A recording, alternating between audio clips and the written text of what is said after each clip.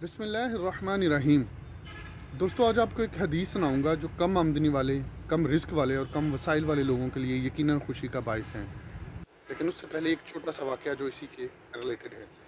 Class room میں ایک شاگرد نے استاد سے سوال پوچھا کہ قیامت والے دن اللہ پاک حساب کیسے لیں گے، اور اگر حساب لینا تھا تو سب کو زیادہ سے زیادہ پیسے دیتے، سب کے پاس زیادہ سے زیادہ رزق اور وسائل ہوتے، کسی کو کم کسی کو زیادہ پیسے کیوں دیے؟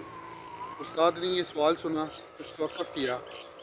جب کلاس ختم ہوئی تو کلاس کے بعد استاد نے سب کو اپنے پاس بلایا، کسی کو 100 روپے، کسی کو 50 روپے، کسی کو 20 روپے، کسی کو 10 روپے، اور جس نے سوال پوچھا تھا اسے 1 روپیہ دیا، اور کہا کہ اب 2 دن تمہیں چھٹی ہے، اس کو خرچ کرو پھر آنا۔ سب لڑکے خوشی خوشی سے چلے گئے، اور جو لڑکا 1 روپیہ جس کو ملا تھا وہ پریشان تھا کہ میں نے استاد سے سوال پوچھا تو اس لیے استاد نے میرے ساتھ ناانصافی کی۔ لیکن خیر، سب چلے گئے۔ 2 دن بعد سب واپس آئے تو استاد نے وہاں پر ایک چھوٹا سا تندور لگایا ہوا تھا جس میں آگ دہک رہی تھی۔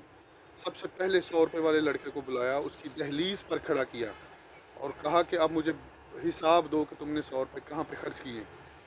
جب وہ لڑکا تندور کی دہلیز پر کھڑا ہوا تو اس کے پاؤں جلنے شروع ہو گئے، اس کو پسینہ آنا شروع ہوا، اور اس نے حساب دینا شروع کیا۔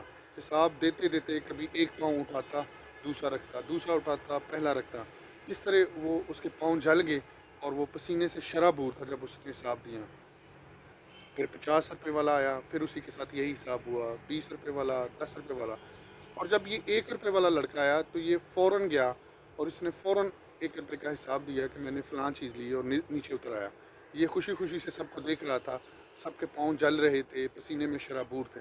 اب استاد نے اس سوال کا جواب دیا کہ جس کے پاس زیادہ دنیا میں مال ہوگا اس کو دہکتی آگ کے کنارے کھڑا ہو کر اسی طرح حساب دینا ہوگا، اور جس کے پاس سب سے کم آمدنی ہوگی اسے اتنا ہی ٹائم لگے گا جتنا 1 روپے والے کو ٹائم لگا۔ دوستو اب آپ کو حدیث مبارکہ سناتا ہوں۔ حضور صلی اللہ علیہ وآلہ وسلم نے ارشاد فرمایا،